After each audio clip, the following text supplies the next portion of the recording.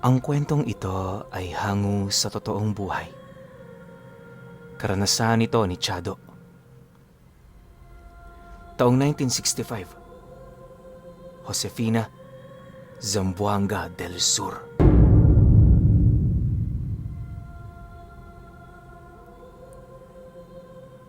Itong mga panahong ito, nakatira malapit sa sakahan ng pamilya ni Chado. Yung bahay nila noon, minana pa ng nanay niya sa mga ninuno nito. Ayon sa kanya, bagaman luma ang bahay na yon, napaka-komportable doong manirahan. Bukod kasi sa gawa sa malalaking kahoy ang sahig at pundasyon nito, napakaaliwalas at napakalawak din sa loob. Kung alam niyo ang mga sinaunang bahay ng mga mayayamang Pilipino, gano'n na gano'n ang bahay nila.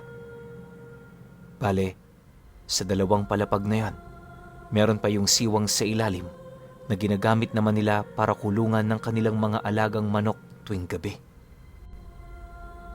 Marami kasi silang alagang hayop noon. Sa kadahilanang ito ang ginagamit ng tatay niya pampalit sa mga pangangailangan nila. Sa loob ng ilang dekada nila doong paninirahan, wala namang napapansin si Chadong kakaiba, maliban sa mga taong bumibisita doon na hindi naman nila kaano-ano at kakilala. Yung mga nakatatandang kapatid nga niya, nakapag-asawa na lang nang hindi man lang nakaranas ng mga pagpaparamdam. Usap-usapan kasi noon sa kanilang pamilya na yung bahay na yon pinagpupugaran ng espiritu ng kanilang mga ninuno. Ang hindi lang maisip ni Chado, bakit wala naman siyang nakikitang kakaiba? Maraming bagay na rin siyang sinubukan pero lahat ito walang bisa. Kung hindi nyo kasi na itatanong, sa edad niyang 20 anyos, mulat na ang kanyang ikatlong mata. Kaya niya yun nasabi ay dahil kapag pumupunta sila sa baryo, marami siyang nakikitang kaluluwa. Minsan nga, nakakasalubong siya ng aswang na nasa balat kayo ng isang matanda. Kinumpirma din yun ng kaibigan nilang albularyo, kaya magmula noon, naniwala siyang totoo ito. Ang ipinagtataka niya lang, bakit sa kanilang bahay wala siyang nakikita? Lahat blanko, ni pakiramdam wala talaga. Yung tipong pangkaraniwan lang ang tahanang yon, kahit marami ang nagsasabing hindi ito ordinaryong pamamahay.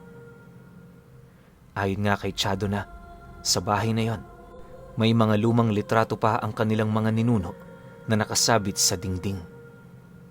May iilang kwarto ring naglalaman pa ng mga antigong gamit ng mga ito. Kahit ilang beses na nilang sinubukang idispatcha, hindi yun pinahihintulutan ng kanilang ina. Naniniwala kasi itong mahalaga ang mga antigong gamit ng mga ninuno nila at kinakailangan nila itong mapanatiling nasa maayos na kalagayan upang magkaroon sila ng alaala sa mga henerasyong susunod sa kanila. Dahil sa ganoong paniniwala ng kanilang ina, minabuti naman nilang sundin ito. Akala nga noon ni Chado, magpapatuloy ang ganoong sitwasyon sa lugar na yon. Pero pagtungtong ng nanay niya sa edad na 73 anyos, doon na unti-unting nagbago ang lahat. Nagsimula ang mga kakaibang kaganapan sa loob ng kanilang tahanan noong may nakaaway sa baryo, yung kanilang padre de pamilya. Nagkaroon ng pagtatalo at pagbabanta na siya namang nag-udyok sa nanay niya para ilabas yung 3 salamin na hindi niya mawari kung ano ang bisa. Noong una, inakala niyang pangkaraniwan lang ito, pero pagsilay niya doon ng malapitan, ramdam niyang may kakaiba sa loob nito. Kung hindi ninyo na itatanong, yung 3 salamin na yon, inilabas lamang nung nanay niya nung nalaman nito ang mga pagbabanta sa kanyang asawa. Gawa yun sa purong kahoy, tapos yung salamin nito balot na balot ng alikabok. May mga kakaibang ukit din yon na parabang naglalahad ng kung anong mahihiwagang bagay.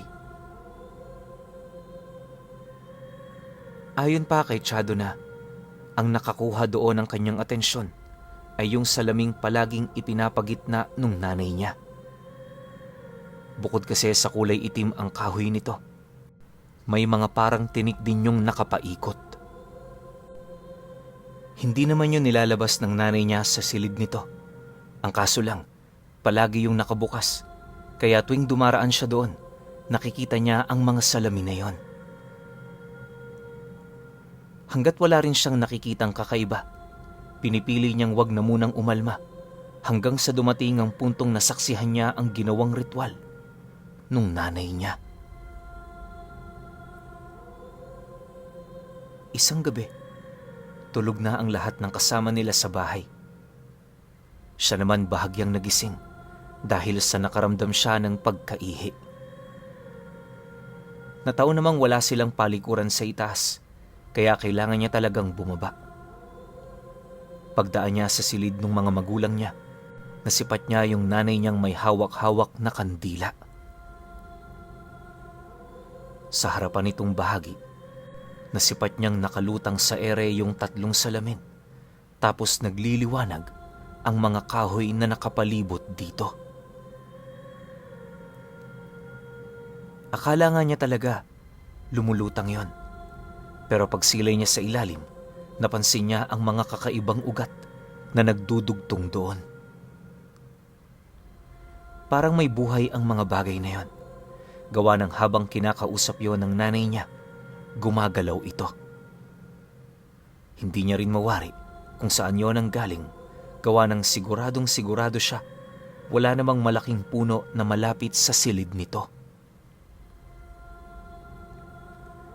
Dahil sa matinding pagkagulat ni Chado sa kanyang mga nakita, agad naman niyang tinawag ang kanyang ina na nagsasabi ng, "Nay! Nay! Anong ginagawa mo? Anong mga yan?" Pagkarinig naman ng nanay niya sa mga katagang yon, dahan-dahan naman yung napasilay sa kanya, gayon din ang mga salaming nasa harapan nito. Sa pagtitigan nilang dalawa, rinig naman niya ang nakakapangilabot na boses nito na parabang pinagsama-samang malalim na tinig ng matandang hukluban. Bumalik ka na sa loob ng kwarto mo, Chado. Alam kong alam mo ang ginagawa ko. Itatanong mo pa ba yan sa akin? Sagot naman ito sa kanya. Dahil sa sinabi nito, nagpumilit naman siyang makipag-usap sa nanay niya hanggang sa biglang may lumabas na ulo sa salaming nasa gitna nito. Pagsilay naman niya sa mukhang yon, agad naman niyang naalala yung isang lumang litratong nasa ibabang bahagi ng bahay nila. Kung hindi siya nagkakamali, isa yon sa kanilang mga ninuno na nagtatag ng bahay na yon. Ang hindi niya lang maisip, bakit nakakulong ito sa salamin? Sa pagkakaalala niya kasi, ilang siglo na rin yung patay. Kung iisipin, hindi na nga nila ito dapat maalala, kaya papaanong natawag nung nanay niya ang kaluluwa nung ninuno nila? Sa pagpapatuloy ng kanilang pag-uusap, hindi naman nagpakita ng takot itong si Chado. Pangkaraniwan na kasi para sa kanya ang mga ganoong bagay, gawa ng ilang taon na rin siyang nakakakita ng mga ganoong uri ng nilalang. Ipinagtapat niya rin sa nanay niya na ang mas nangingibabaw noon sa kanyang isipan ay hindi ang takot sa mga nilalang, bagkus ang hinahanap niyang sagot ukol sa bakit magpahanggang sa panahong yon, umiiral pa rin ang mga ito.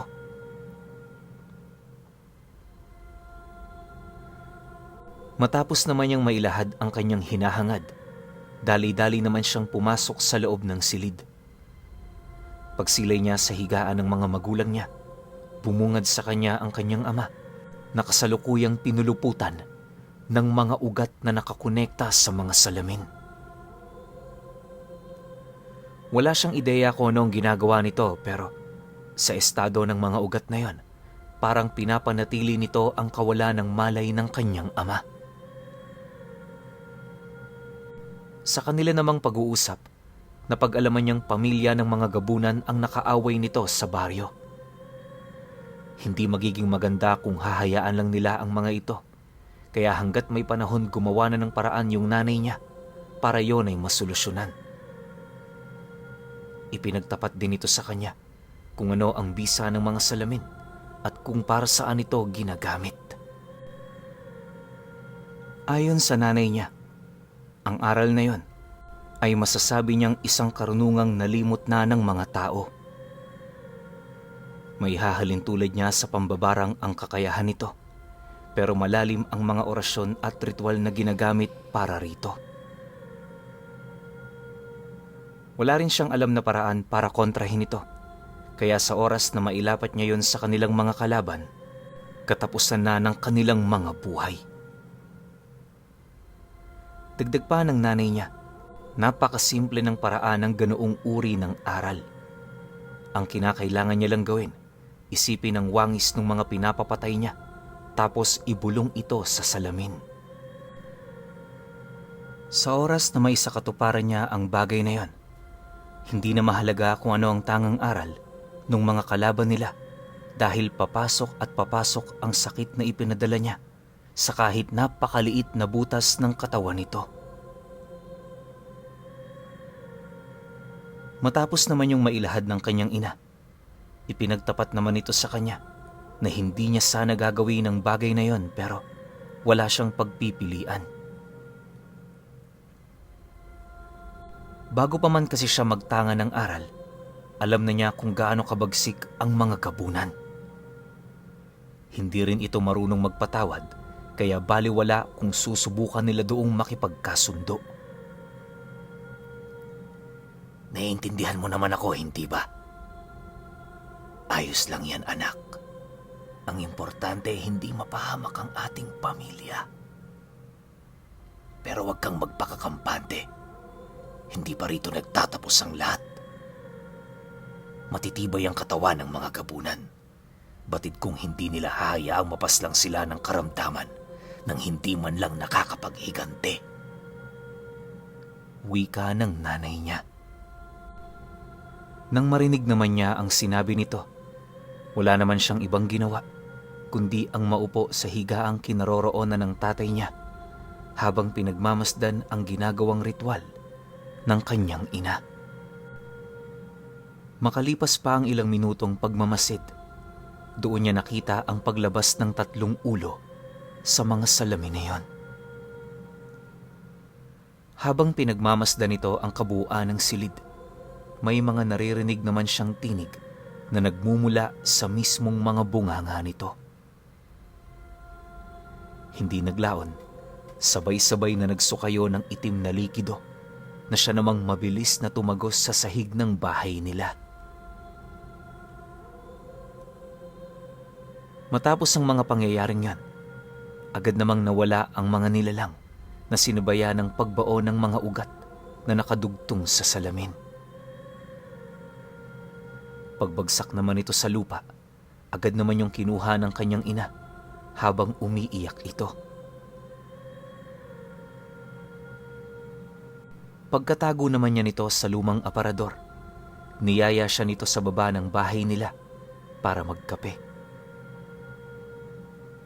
Sa kanilang pag-uusap, nabanggit nitong ipinaalam niya sa mga gabunang yon na siya ang may bigay nung mga karamdamang mararamdaman pa lamang ng mga ito. Bagaman isang peligrosong akto ang kanyang ginawa, mariin niyong nanindigan na yun lamang ang nag-iisang paraan para maipakita niya sa mga kalaban nila ang kanyang galit na nararamdaman. Naniniwala din niyo na baka sa mga susunod na araw, bibisita sa kanila ang mga nilalang na yon para makipag-usap. Nangako naman itong haharapin niya ang mga ito, pero hindi niya ipinangako na magkakasundo ang kanilang mga panig. Mas gugustuhin pa ng kanyang ina na makipagpatayan sa mga ito kesa makipagmabutihan sa mga nilalang na nagtangka sa buhay ng kanyang asawa. Mariin din itong inilahad na kahit gaano pa man kalakas ang mga nilalang na yan, darating sa puntong manghihina at manghihina ito buhat sa ipinadala niyang sakit. Nang marinig naman ni Chado ang sinabi ng kanyang ina, hindi naman niya maiwasang mapatanong, gawa nang sa isip-isip niya, baka maunahan sila ng mga nilalang na yon. Pagkarinig naman ito sa kanyang sinabi, ngumisi lang naman ito habang sumasagot sa kanya ng, Nakita mo yung mga lumuwa kanina? Bago pa man nawala yung mga ugat, dumapo na sa katawan ng mga gabunan ang aking ipinadala. Bukas na bukas, may iindahin na silang sakit. Pupunta at pupunta sila rito sapagkat ako ang naging laman ng kanilang mga panaginip.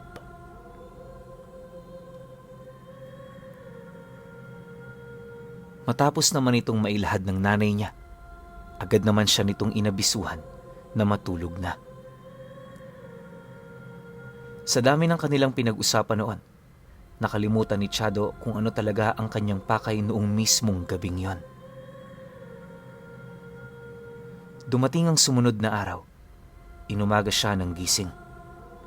Paglabas niya sa kanyang silid, bumungad ang mga nakababata niyang kapatid na naglalaro sa terasa ng kanilang bahay. Di naman yun gaanong pinansin ni Chado, gawa ng ang pakay niya noong mga oras na yon, kausapin ang kanyang ina. Medyo nababahala kasi siya, lalo pat hindi biro ang naging pag-uusap nila noong nagdaang gabi.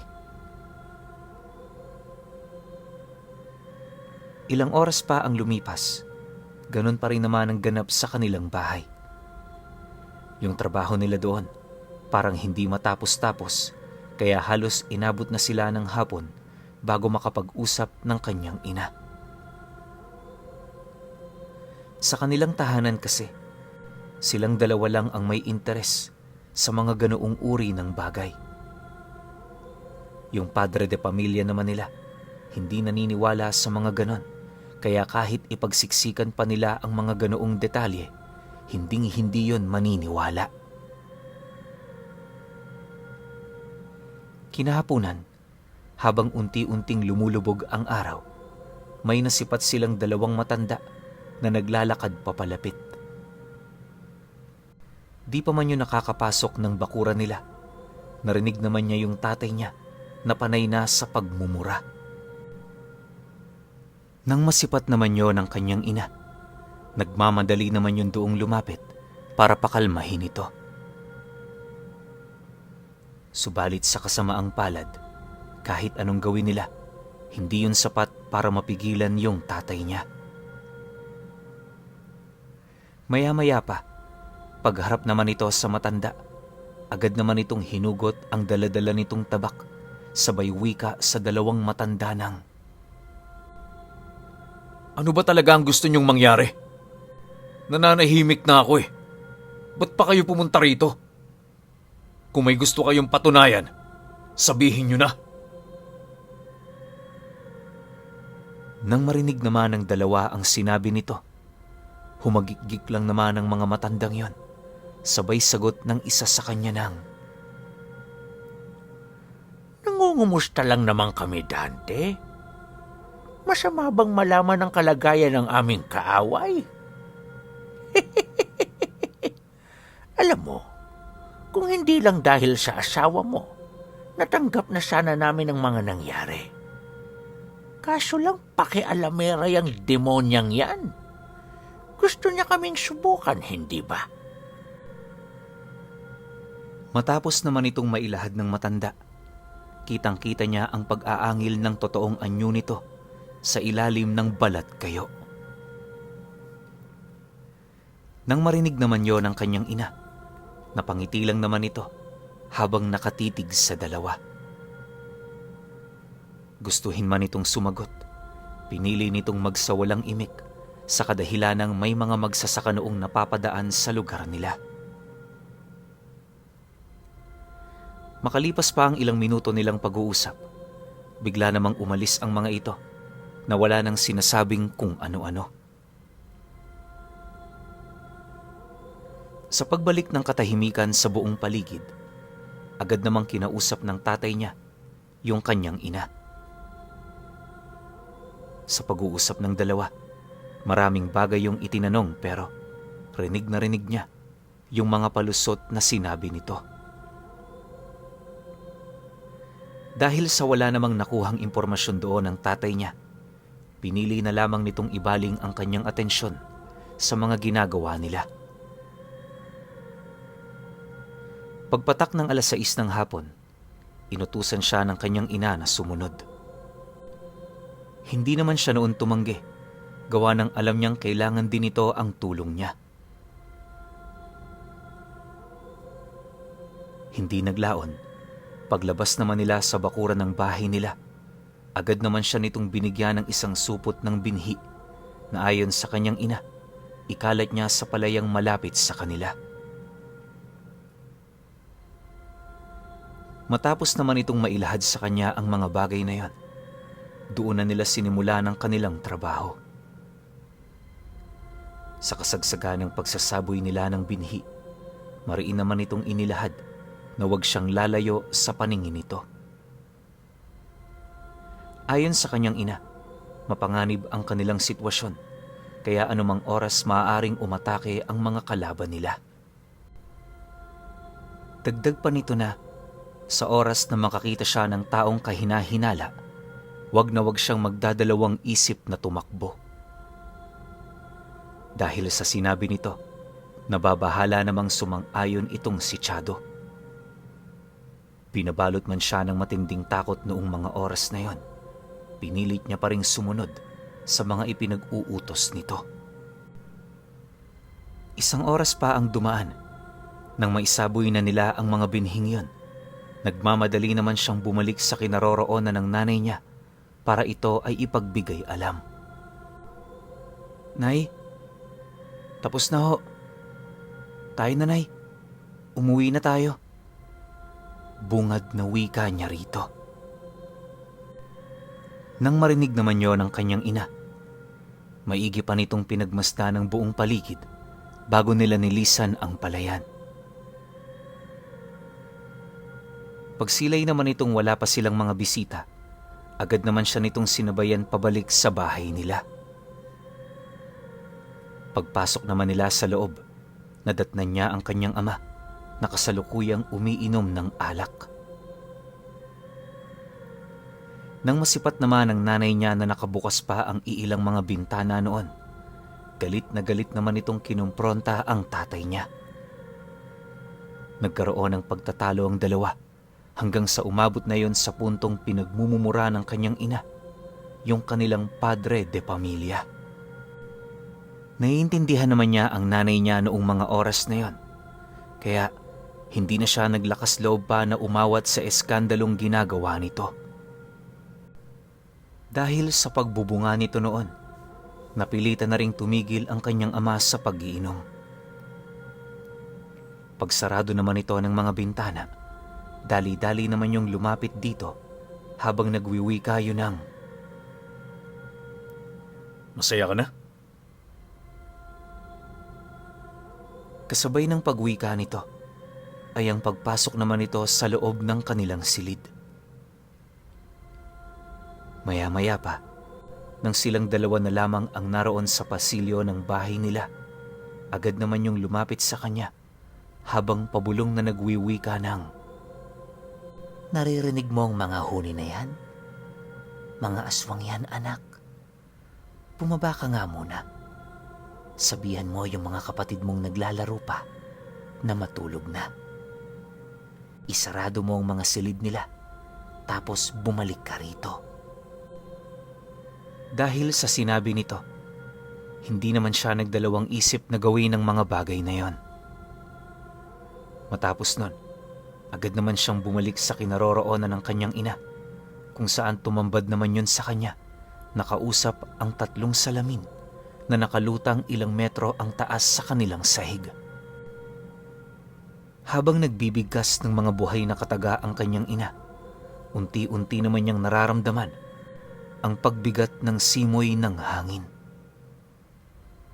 Dahil dito, napilitan naman siyang sumilip sa labas ng bahay nila, dahilan para makita niya yung mga aswang na naglalakad sa palayan. Kung hindi nagkakamali itong si Chado, isang angkan ang papasugod noon sa bahay nila. Halos hindi nga niya mawari kung ano ang gagawin ng nanay niya para mapigilan ng mga ito. Pero pagkaraan pa ng ilang segundong pagsilay sa mga ito, doon niya nasilayan ang pag-ahon sa palayan ng mga kaluluwang may suot na baluti.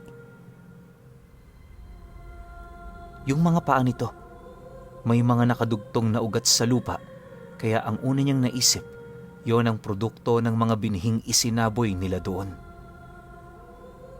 Pagsilay naman ng mga aswang sa mga nilalang na yon, buong puwersa naman nila itong sinunggaban, subalit kahit anong gawin nila, sadyang hindi nila ito mapangibabawan. Dahil sa pangyayaring yon, imbis na lipulin muna nila ang mga kaluluwa, pilit silang nagbigay daan sa 3 nilang gabunan. Akala kasi ng mga ito, yon ang papatay sa pamilya nila Chado, pero sa pagpasok nito sa loob ng kanilang bakuran, nakaramdam yon ang kakaiba sa kanilang mga katawan. Nang maamoy naman ng kanyang ina ang esensya ng sakit na pinakawalan niya, kalmado naman yung bumaba ng bahay, sabay bukas ng pinto. Pagsarado naman niya rito, agad naman itong hinarap ang 3 gabunan. Noong una, pangisi-ngisi pa ang mga nilalang na yon, pero 2 minuto lang ang lumipas, bigla na lamang nagsuka ng dugo ang isa sa mga ito. Nang masipat naman yon ang kanyang ina, tumawa lang naman yon habang nagbibigkas ng mga buhay na salita. Pagramdam naman ng gabunan na hindi niya mapipigilan ang sakit na yon, sinubukan pa nitong sugurin ang nanay ni Chado, pero bago pa man yun makalapit, pilit lumabas sa kanyang mga mata at bibig ang lahat ng dugo niyang nasa loob ng kanyang sistema. Sa isang kisap mata, napaluhod na lamang yun sa harapan niya habang pilit na nilalabanan ang karamdaman nito. Subalit sa kasamaang palad, dahil sa lakas ng kakayahang ipinamalas ng kanyang ina, wala rin yung nagawa kundi ang pumanaw. Matapos ang mga pangyayaring yan, pansamantala namang naantala ang kagustuhang makipaglaban ng 2 pa nitong kasama. Nang mapansin naman yon ng nanay niya, ngumisi lang naman ito habang nagwiwika sa mga ito ng, Mabuti naman at alam niyo na ang sitwasyong inyong kinalalagyan. Huwag niyo akong subukan kung ayaw niyong matulad din sa tampalasang ito. Sa ngayon, kontrolado ko na ang buhay niyo. Isang utos ko lang, kaya kong gawin ang lahat ng naiisip ko. Kasabay ng pagwika nito ay ang pagkumpas naman nito sa ere ng kaliwa nitong kamay. Matapos naman yung gawin ng kanyang ina, biglang lumupasay sa lupa ang isa sa mga kalaban nito dahil sa pagkakaroon nito ng sugat sa mga binti nito. Sinubukan niya pa yung paghilumin gamit ang kanyang laway, pero habang tumatagal, mas lalo lang nabubulok ang mga sugat na yon. Matapos naman nila itong masilayan, doon nila napagtanto na isang sinaunang aral ang tanga nito. Dahil sa kanilang mga nalaman, sinubukan naman nilang makipag-usap doon pero huli na ang lahat. Sa pagpapatuloy naman ng pagmamasid ni Chado, napansin niyang isa sa mga salaming nakalutang sa kanyang tabi ay wala ng liwanag. Yung dalawa naman aktibo pa, pero yung isa parang mamamatay na rin. Pagpugot naman ng nanay niya sa ulo ng gabunang nabubulok na ang binti, umangi lang naman ang natira nitong kasama habang buong puwersang nagbabalak na sugurin siya. Dahil sa ginawa nito, humagikgik lang naman ang kanyang ina, sabay wika doon ng, Nakalatag na sa mga katawan nyo ang alas na binitawan ko. Kayo lang ang kinakailangan kong patayin para matigil ang kalokohang ito. Narinig nyo na ba ang karunungan ng pambabarang sa dugo? Maging mapalad ka sapagkat isa ka sa maswerteng nakaranas ng aral na ito. kasabay ng pagwika nito, ay ang sapilitan naman nitong pagpababa ng dugo ng nilalang sa mismong talampakan nito. Halos segundo lang ang naging pagitan noon nang mamutla ang mukha ng matanda na siya namang mabilis na gumapang patungo sa dibdib at tiyan nito. Dahil sa kawalan ng dugo, tumigil ang buo nitong sistema, dahilan para mabawian na rin yon ng buhay. Pagkabagsak nito sa lupa, nagkulay lila naman ang mga binti nito, buhat sa dami ng dugo doon na nakaimbak. Matapos ang mga pangyayaring yon, patuloy pa rin nakikipaglaban ang mga alipores nito sa mga kaluluwang kanilang ikinalat. Hindi naglaon nang mapagtanto ng mga nilalang na yon na patay na ang kanilang mga pinuno, napilitan na rin yung lumayas. Yung 3 salamin namang nasa tabi lang ni Chado, dahan-dahan na ring lumapag sa sahig hanggang sa maging isa na lamang yung normal na gamit. Sa paglipas pa ng mga araw, matyaga nilang hinanap yung mga isinaboy nilang binhi. Ayon kasi sa nanay niya na ang mga butong yon naglalaman ng abo ng mga ninuno nila.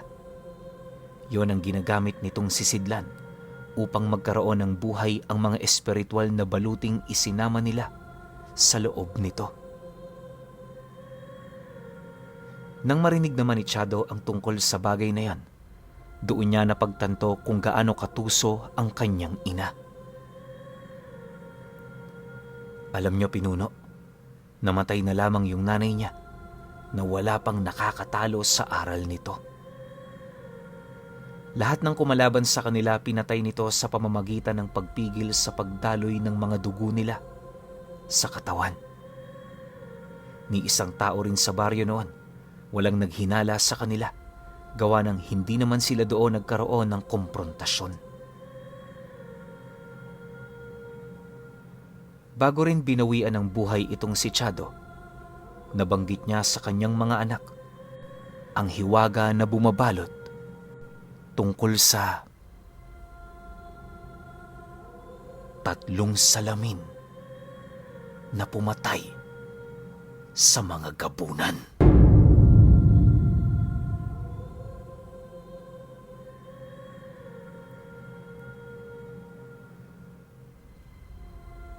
Okay.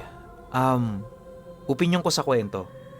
Matanong ko lang, no? Kasi para medyo naligaw yata yung mata ko. Maraming gabunan ba yung pinatay ng 3 salamin? O dito lang sa kwento na to yun lang yung kinuwento nilang parte. Yun nga, parang may ilang gabunan tong pinatay. Pero sa pagtagal, marami pa rin yatang pinatay tong nanay niya.